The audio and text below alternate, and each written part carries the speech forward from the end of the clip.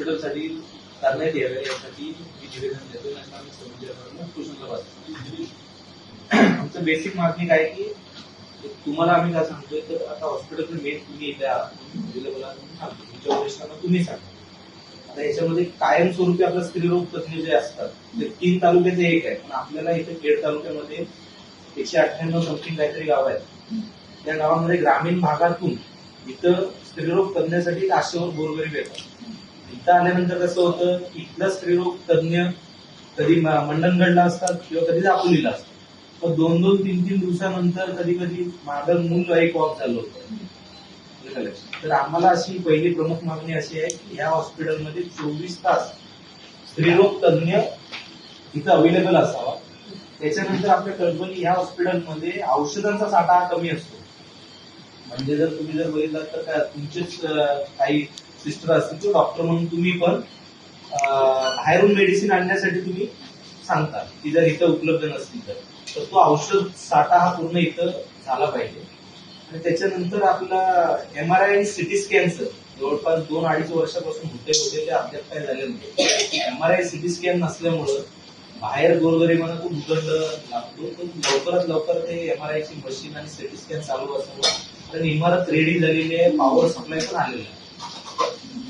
त्याच्यानंतर इथं आपल्याला भूलतज्ञ जो आहे तो इथं अवेलेबल नसतो. तुम्ही प्रायव्हेट मध्ये बोलवता त्याचा गुंजड जो खर्च असतो तो आपण यांच्याकडूनच घेतो.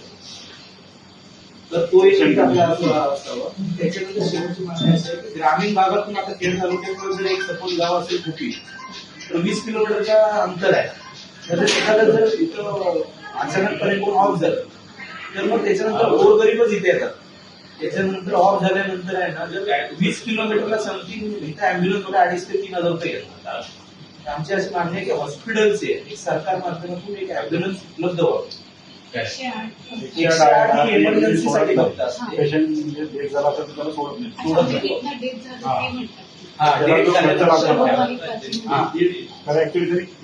द्यायला पाहिजे. दिलेली खेड तालुक्यातील कळबणी रुग्णालय हे जवळपास सरकारने करोडो रुपये खर्च करून हे हॉस्पिटल बांधण्यात आलं की गोरगरिबांना त्यातून लाभ भेटावा आणि मोफत उपचार व्हावे यासाठी हे हॉस्पिटल उभं केलं. परंतु त्या हॉस्पिटलमध्ये आज अशी बेकार परिस्थिती आहे.